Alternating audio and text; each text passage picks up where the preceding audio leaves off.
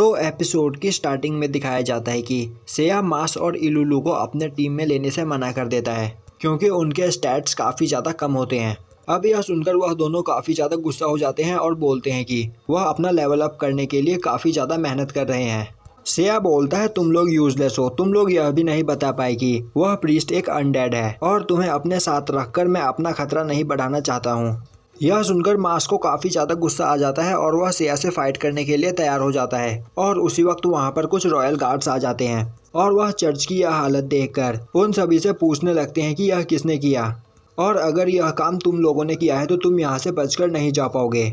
अब उनमें से एक सोल्जर जाकर नन को उठाकर इस बारे में पूछता है, जिस पर नन उन सोल्जर्स को बताती है कि एक अनडेड प्रीस्ट के रूप में इस चर्च में रह रहा था और उसी ने यह सब कुछ किया है। और अब वह नन सोल्जर्स को बताती है कि उस अनडेड ने हमें बताया कि कल सुबह 10,000 अनडेड्स इस टाउन पर अटैक करने वाले हैं। यह सुनकर वह सोल्जर्स काफ़ी ज़्यादा परेशान हो जाते हैं। तभी नन बोलती है कि गॉड ने हमारी मदद के लिए यहाँ पर एक गॉडेस और एक हीरो को भेजा है जो हमारी यहाँ पर मदद करेंगे। अब यह सुनते ही उन सोल्जर्स का हेड उनसे माफ़ी मांगने लगता है और बोलता है कि मुझे आप पर शक करने के लिए माफ़ कर दो, हमें नहीं पता था कि आप इस टाउन को बचाने के लिए आए हो। तो हीरो हम आपसे रिक्वेस्ट करते हैं कि आप हमारे साथ मिलकर उन अनडेड की आर्मी से फाइट करें। तभी सेया बोलता है तुम मुझे उनसे फाइट करने का कितना पैसा दोगे।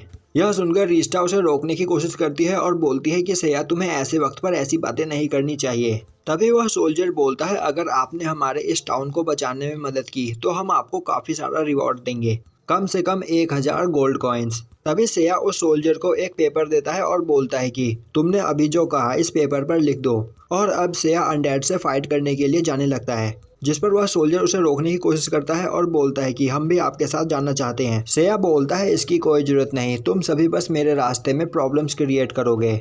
और अब यह बोलकर सेया वहाँ से जाने लगता है और वह जाते हुए मास से भी बोलता है कि तुम मेरे लिए यूजलेस हो, तो तुम इसी जगह पर रुककर यहाँ पर लोगों की मदद करो। अब यह सुनकर मास को काफी ज्यादा गुस्सा आता है और अब वह इलुलू को लेकर वहाँ से जाने लगता है। रिस्टा उसे रोकने की कोशिश करती है पर वह नहीं रुकते हैं। अब रिस्टा सेया को समझाती है कि तुम काफी ज्यादा पावरफुल हो पर तुम 10 के 10,000 ज़ॉम्बीज़ से अकेले फाइट नहीं कर सकते, हमारे साथ एलाइज होने से हमें फायदा होगा। सेया बोलता है मुझे एलाइज की कोई जरूरत नहीं और अगर वह सभी लोग मेरे साथ रहेंगे तो वह मेरे स्पीड को स्लो करेंगे।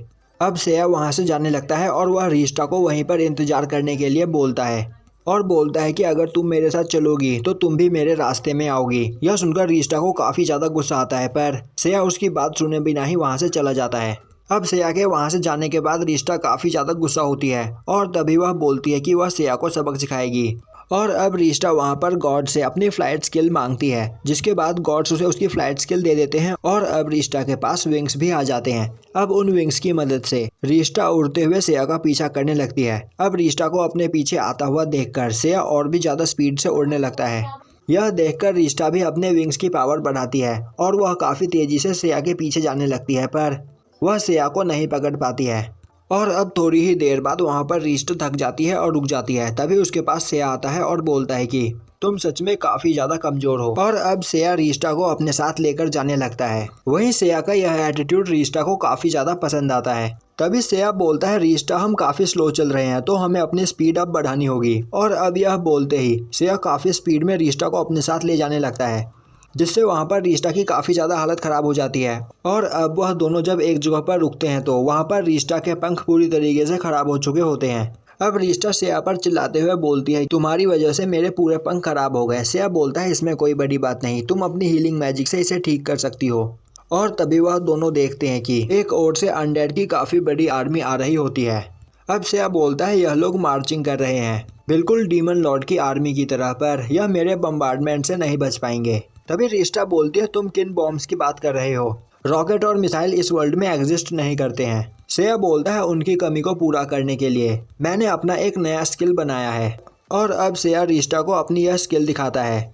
यह सेया का नया अटैक होता है जिसका नाम मीटियोर स्ट्राइक है और इस अटैक में सेया एक काफ़ी बड़ा मीटियोर अपने एनिमी के ऊपर फेंकेगा, जिससे हाई हीट और हाई स्पीड की वजह से वह मीटियोर काफ़ी तेज़ी से ब्लास्ट होता है। यह देखकर रिस्टा काफ़ी ज़्यादा हैरान होती है और तभी सेया अपनी मीटियोर स्ट्राइक से उन अनडेड की आर्मी पर अटैक कर देता है। अब सेया के उस अटैक से वह पूरा एरिया डिस्ट्रॉय हो जाता है और वहाँ पर एक भी अनडेड नहीं बचता है। पर सेया कंफर्म करने के लिए एक और मीटियोर स्ट्राइक उस जगह पर करता है, जिसके बाद सेया को चक्कर आने लगते हैं। अब रिस्टा उसे संभालती है। सेया बोलता है मैंने यहाँ पर अपनी कुछ ज़्यादा ही एमपी यूज़ कर ली। अब यह सुनकर रिस्टा सोचने लगती है कि सेया का यह अटैक काफ़ी ज़्यादा पावरफुल था और उसने एक के बाद एक लगातार इसी अटैक को यूज़ किया, जिससे उसकी एमपी काफ़ी कम हो गई होगी।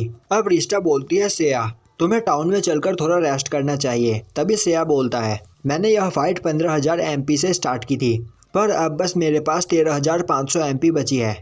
यह सुनकर रिस्टा काफ़ी ज़्यादा गुस्सा हो जाती है और बोलती है कि तुमने यहाँ पर थोड़ा सा भी एमपी खर्च नहीं किया, तुम बस यहाँ पर नाटक कर रहे हो।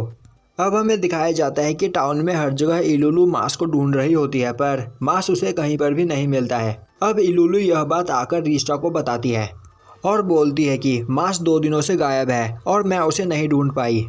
रिस्टा बोलती है क्या पता वह अपने विलेज वापस चला गया हो। इलुलु बोलती है नहीं, वह ऐसा नहीं करेगा, क्योंकि अगर वह वापस अपने विलेज में जाता तो वह मुझे ज़रूर बताता। अब रिस्टा वहां पर इलुलु को शांत करती है और बोलती है कि तुम्हें परेशान होने की कोई ज़रूरत नहीं, मास के साथ कुछ नहीं हुआ होगा, क्योंकि अब वह अनडेड आर्मी मारी जा चुकी है, तो वह यहाँ पर किसी को भी कोई भी नुकसान नहीं पहुँचा सकती है। इलुलु बोलती है हाँ तुम सही बोल रही हो और यह सब कुछ उस ग्रेट हीरो की वजह से हुआ है।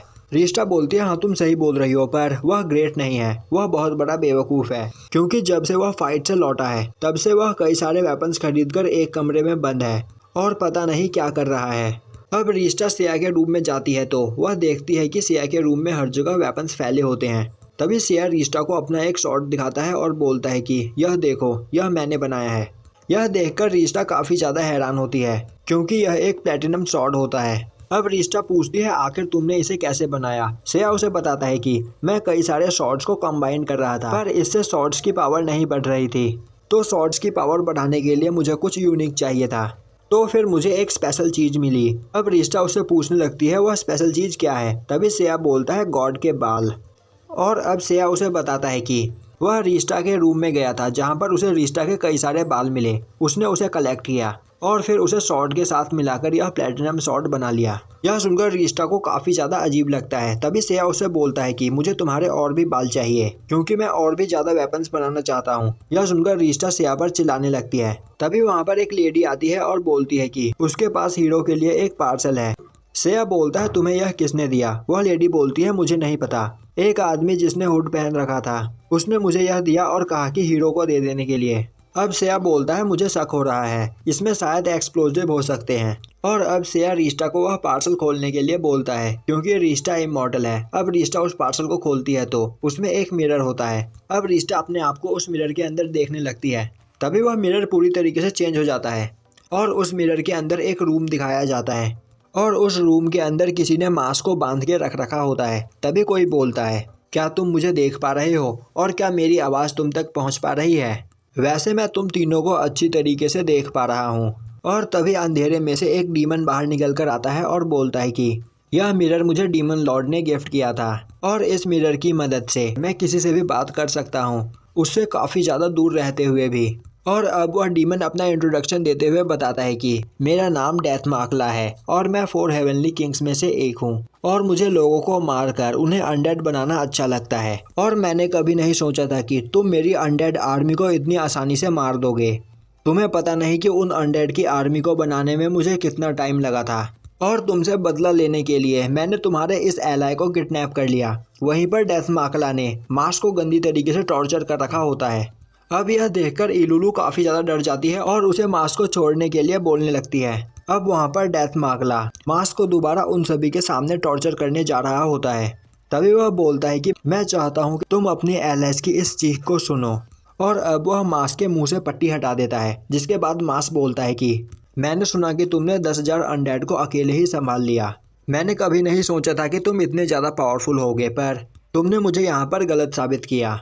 तो चाहे कुछ भी हो जाए तुम हार मत मानना, क्योंकि तुम्हें इस वर्ल्ड को बचाना है। अब यह सुनकर मार्कला को गुस्सा आ जाता है और अब वह वहाँ पर मास्क को मारने लगता है। तभी वहाँ पर सेया रिस्टा को डिवाइन रेलम का पोर्टल खोलने के लिए बोलता है। अब रिस्टा वहाँ पर पोर्टल खोलने के लिए जाती है। तभी सेया बोलता है मास्क तुम्हारा यह एटीट्यूड मुझे पसंद आया, तो जब एक बार मैं तुम्हें डेथ मार्कला से बचा लूँ उसके बाद तुम मेरा सामान उठाने का काम कर सकते हो। और अब सेया अपनी स्वॉर्ड निकालने लगता है। यह देखकर डेथ मार्कला बोलता है कि क्या तुम्हें यह बात समझ में नहीं आ रही कि मैं तुम्हारे सामने खड़ा नहीं हूँ, मैं तुमसे काफ़ी ज़्यादा दूर हूँ, तो तुम अपने स्वॉर्ड से कभी भी मुझे नहीं मार पाओगे। तभी सेया डेथ मार्गला पर अटैक करके उसका हाथ काट देता है। अब यह देखकर डेथ मार्गला काफी ज्यादा हैरान होता है और चिल्लाने लगता है। तभी सेया बोलता है, मैंने शायद तुम्हें नहीं बताया कि फोटोन स्वॉर्ड फैब्रिक स्पेस को काट सकती है और यह मेरी डायमेंशनल ब्लेड है। यह देखकर रीस्टा वहां पर काफी ज्यादा हैरान होती है। तभी सेया रीस्टा को लेकर उस पोर्टल के अंदर चला जाता है। अब वो दोनों डिवाइन रैलम में आ जाते हैं। तभी सेया बोलता है, हमें जल्दी करना चाहिए क्योंकि हमारा बैटल स्टार्ट हो चुका है। मैंने अपने उस अटैक से डेथ मार्गला को थोड़ी देर के लिए कंफ्यूज कर दिया है, जिस वजह से वह कुछ देर तक कुछ सोच नहीं पाएगा। तो डिवाइन रैलम में हमारे पास कुछ सोचने के लिए काफी टाइम है, तो हमें जल्द से जल्द कुछ करना होगा।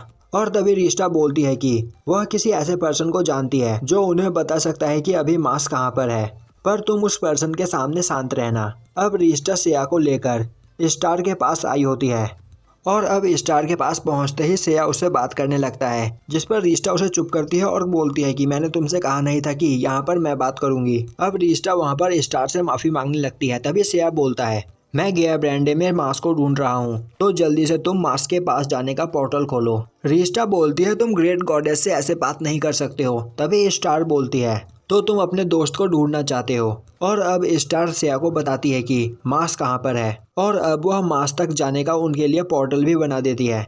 अब सेया रीस्टा को अपना प्लान बताता है और बोलता है कि वहां पर पहुंचते ही मैं डेथ मार्गला पर अटैक कर दूंगा और मौका पाते ही तुम मार्स को हील कर देना। वहीं दूसरी ओर डेथ मार्गला अपने हाथ को पकड़कर चिल्ला रहा होता है और तभी वह होश में आता है और अब वह मास को मारने के लिए उसकी ओर आगे बढ़ने लगता है।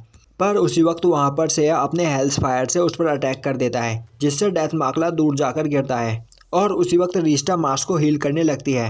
अब वहां पर रीस्टा देखती है कि डेथ मार्गला ब्लैक फ्लेम से घिरा होता है। यह देखकर वह काफी ज्यादा परेशान हो जाती है और तभी मार्गला अपने एक मॉन्स्टर को सेया से फाइट करने के लिए भेजता है। अब रीस्टा उस मॉन्स्टर को स्कैन करती है तो वह मॉन्स्टर काफी ज्यादा पावरफुल होता है और उसकी कोई भी वीकनेस नहीं होती है। अब सेया उस मॉन्स्टर पर अटैक करता है, पर सेया के अटैक का उस मॉन्स्टर पर कोई असर नहीं होता है।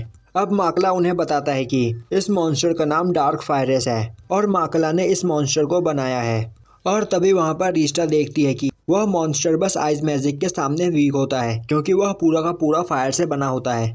अब मार्गला बोलता है कि डार्क फायरेस को हराने के लिए तुम्हें इतने स्ट्रॉन्ग आइस मैजिक से उसे शूट करना होगा जिससे वह वहीं पर फ्रीज हो जाए, पर उसे फ्रीज करना आसान नहीं क्योंकि वह पूरा फायर से बना है। या फिर बस डार्क फायरेस से हैंड टू हैंड कॉम्बैट में फाइट किया जा सकता है, पर डार्क फायरेस पूरा फायर से बना है, इस वजह से इसका भी कोई फायदा नहीं। अब यह देखकर रीस्टा परेशान हो जाती है क्योंकि सेया एक फायर मैजिक यूजर है, तो सेया कभी भी इस मॉन्स्टर को नहीं हरा पाएगा। मार्गला बोलता है, हाँ उसे यह बात पता है, मैंने सेया के बारे में पहले ही काफी सारी इन्वेस्टिगेशन कर ली थी। तभी सेया अपनी स्वॉर्ड वापस रख देता है और बोलता है कि अभी तुमने कहा कि तुमने मेरे बारे में काफी सारे इन्वेस्टिगेशन की है, पर तुम्हें अभी मेरे बारे में कुछ भी नहीं पता। यह सुनकर रीस्टा थोड़ी खुश हो जाती है और तभी सेया आगे बढ़कर डार्क फायरेस पर अपने पंच से अटैक कर देता है। यह देखकर मार्गला काफी ज्यादा हैरान होता है और बोलता है कि तुम तो एक शॉर्ट्समैन हो ना, तो तुमने हैंड टू हैंड फाइट कब सीखी? सेया बोलता है, मैं कोई शॉर्ट्समैन नहीं और मैं शॉर्ट्समैन होने का खतरा भी नहीं उठा सकता, इसीलिए मैंने इसकी ट्रेनिंग पहले ही कर ली थी। क्या पता किसी फाइट में मेरी शॉर्ट टूट जाए या फिर मैं अपनी शॉर्ट कहीं खो दूं, इसी वजह से मैंने इस सिचुएशन की पहले ही तैयारी कर रखी थी। मार्गला बोलता है, तुम मेरे इस अटैक से अपने कॉन्शियसनेस की वजह से बच गए, पर अब तुम्हें कोई नहीं बचा सकता। और तभी डार्क फायरेस सेया पर अपने पंच से अटैक कर देता है और तभी सेया भी उसे पंच करता है। यह देखकर मार्गला बोलता है, तुम्हारे उस पंच से डार्क फायरेस को कुछ भी नहीं होगा। और तभी वहां पर डार्क फायरेस फ्रीज होने लगता है। यह देखकर मार्गला काफी ज्यादा हैरान होता है और सोचने लगता है कि क्या सेया फायर और आइस दोनों ही टाइप के मैजिक यूज कर सकता है। तभी वह सेया के हाथ में एक आइस एम्बुलेंट देखता है और यह देखकर वह समझ जाता है कि सेया इस आइस एम्बुलेंट की वजह से यहाँ पर डार्क फायरेस को हरा पाया। अब रीस्टा बोलती है, सेया आखिर यह चीज तुम्हें कहाँ से मिली? सेया बोलता है, इन्हें मैंने खुद से बनाया है, तुम्हारे बालों की मदद से। अब सेया रीस्टा को बताता है कि उसने ऐसे ही कई सारे ब्रेसलेट बनाए हैं जो वक्त आने पर उसकी मदद करेंगे। तभी मार्गला बोलता है, तुमने डार्क फायरेस के बस बॉडी को फ्रीज किया है, पर थोड़ी ही देर में वह आजाद हो जाएगा और तुम बच नहीं पाओगे। तुम अपने इतने कमजोर अटैक से उसे नहीं मार सकते। तभी सेया बोलता है, मुझे कोई प्रॉब्लम नहीं। और अब वह अपने शॉट से फ्लेम प्रोड्यूस करते हुए डार्क फायरेस पर अटैक करता है और उसकी बॉडी के छोटे छोटे टुकड़े कर देता है, जिसके बाद डार्क फायरेस वहीं पर मारा जाता है। यह देखकर मार्गला काफी ज्यादा डर जाता है। तभी सेया बोलता है, अब टाइम आ चुका है यह गेम खत्म करने का। अब यह सुनकर माकला वहाँ पर काफी ज्यादा डर जाता है। अब रीस्टर मास्क को लेकर वहाँ से जाने लगती है और बोलती है कि तुम्हें जितना टाइम चाहिए वह ले लो, हम यहाँ से जा रहे हैं। और अब सेया माकला पर अटैक कर देता है और यहीं पर यह एपिसोड खत्म हो जाता है।